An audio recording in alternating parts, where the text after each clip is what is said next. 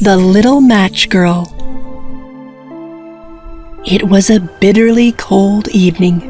Flurries of snow filled the sky and covered the darkening village below this New Year's Eve. Oh, my sweet little child, I am so sorry I have to send you out into the frozen darkness to sell these matches this evening.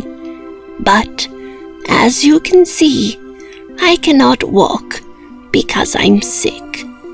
Yes, Grandma, I understand. And remember, sweetheart, with the money you make from selling these matches, we can eat tonight.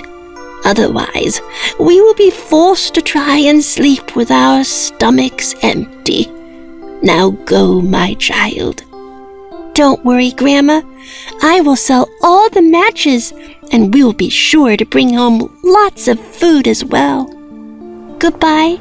In this chilling darkness, there wisped along the cobblestone streets a poor little girl who was nearly 8 years old and an orphan. She had a cap to warm her head, and her clothes were all threadbare and nearly worn through in places. She walked with calloused and wounded bare feet, for she had no shoes. She stood on the corner, clinging hopefully to the matchboxes which she held in her thin, bare hands. People bustled all about her, busy with Christmas shopping, not even giving a glance to the poor little child. Sweetie, do you like what I bought you in that toy store? Oh, yes, Mother. The doll is pretty. Thank you. And the dress is so lovely. The little match girl's eyes filled with tears. But there was no time to cry, for she must sell some matches so she and her grandmother can have dinner that evening. So she bravely wiped the grief from her eyes and said to the woman, Lady, would you like to buy some matches, please? They're very sturdy and nice. No, I don't need matches. Get away from my daughter. I don't know why they let these kinds of people on streets to mingle among decent people such as ourselves. Look at her dress, Mother. It's so old. I'm sorry, but these are the only clothes I have.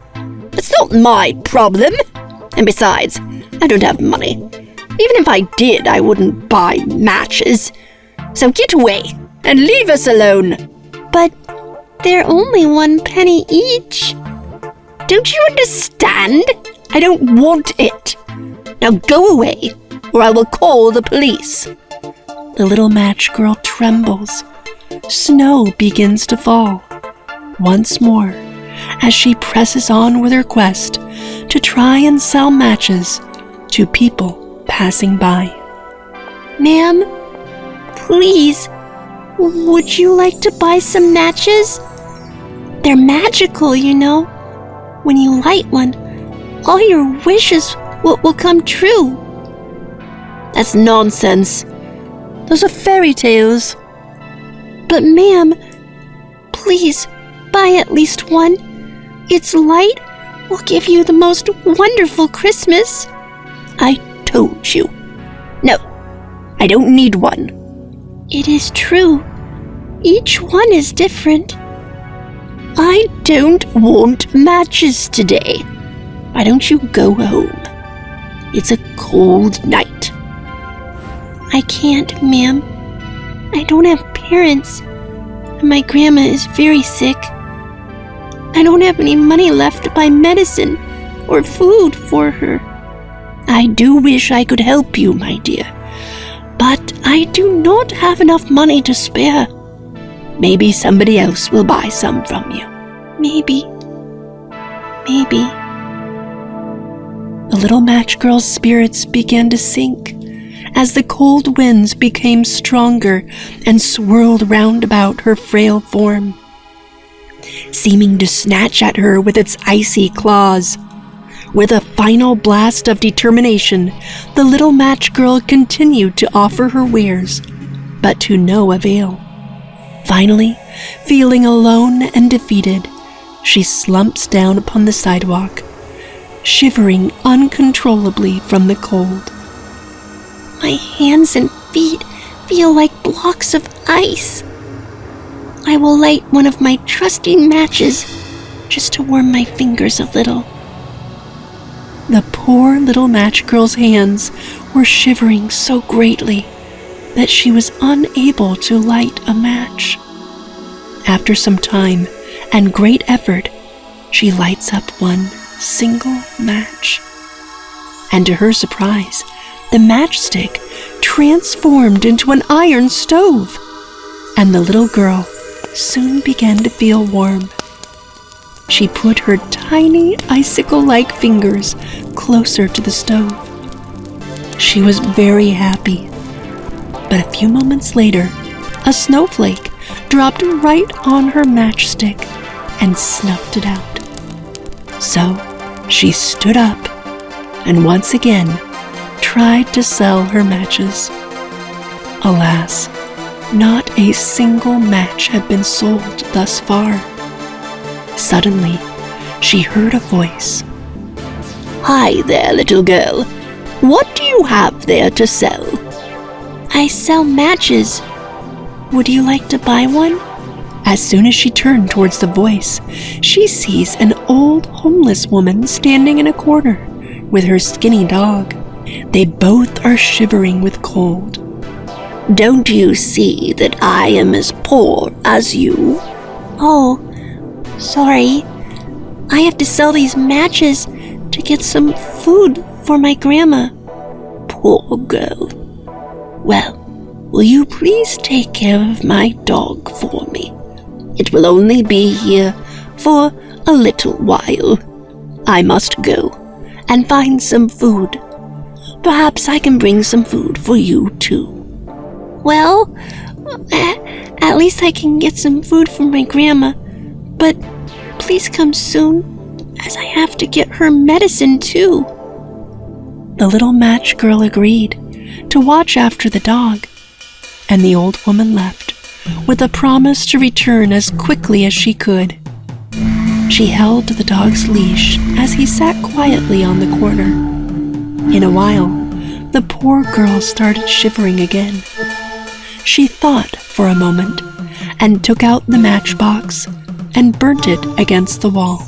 To her surprise, she sees a table full of wonderful things to eat, with turkey, lamb, goose, fish, apples, and cakes.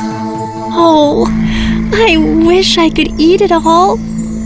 I feel so peaceful in this place. As soon as she reached for a piece of cake, the flame of the matchstick went out, and everything vanished. She was very disappointed. She looked up towards the sky and prayed. Oh Lord, please take me out of this sadness. I'm so hungry. I'm miserable. Please help me. Just then, she saw a star falling from the heavens, and she recalled something that her grandma had told her. Grandma says when a star falls, someone dies. My grandma is very sick. Does it mean that I lost my grandma? Oh, she loved me more than anyone else in the whole world. She took out another matchstick and lit it. She was surprised to see her grandmother standing in front of her. Oh, Grandma, is that you? Yes, child. I am here for you.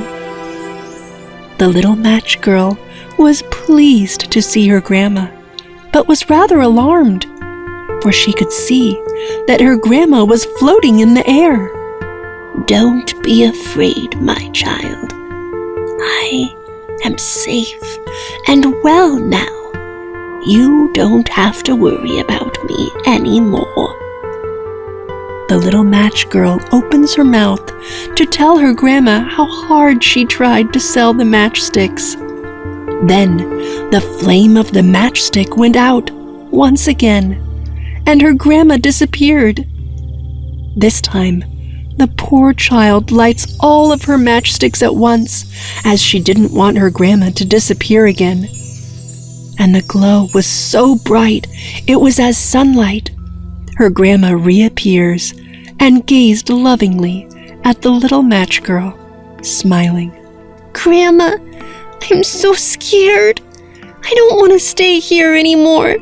Please, take me with you. Yes, dear. I will take you with me. Give me your hand. Grandmother took the little match girl's hand, then lifted her in her arms. They both started soaring upward to the sky.